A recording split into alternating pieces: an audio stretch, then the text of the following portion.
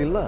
शेवटी मी मगाशी जसं सांगितलं की मी आज तुमच्याशी संवाद साधतोय, पण माझ्या पक्षाचं धोरण ठरवण्याचा अधिकार मला दिलेला नाही. मी जरी राज्याचा मंत्री असलो तरी ते उपमुख्यमंत्री शिंदेसाहेबच ठरवणार आहेत.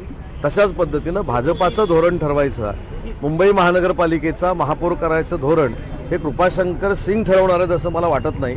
त्याचा निर्णय महायुतीतले सगळे नेते बसून घेतील. पद्धतीनं महायुतीला बंडखोरीचं ग्रहण लागलेलं आहे, त्याच पद्धतीनं ठाकरे गट आणि दोन्ही ठाकरे बंधूंच्या पक्षाला सुद्धा लागलेलं पाहायला मिळते. मुंबईमध्येच 8 ते 10 ठिकाणी परस्पर विरोधी. मला एक आश्चर्य एवढंच वाटतं की ठीक आहे, काही ठिकाणी आम्ही मैत्रीपूर्ण लढत करू, पण जे युबीटीमध्ये चाललेलं आहे, जे मनसेमध्ये चाललेलं आहे, मनसेमध्ये जे काय चाललेलं आहे ते देखील महाराष्ट्र बघतोय ना.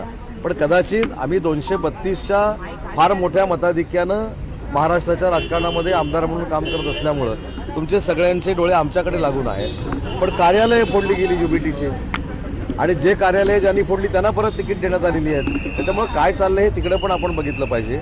मी 3 दिवसापूर्वी सांगितलं होतं की मनसेच्या पाठीत युबीटी खंजीर खुपसणार आहे आणि मनसेला 50 ते 45 पर्यंतच थांबावं लागेल.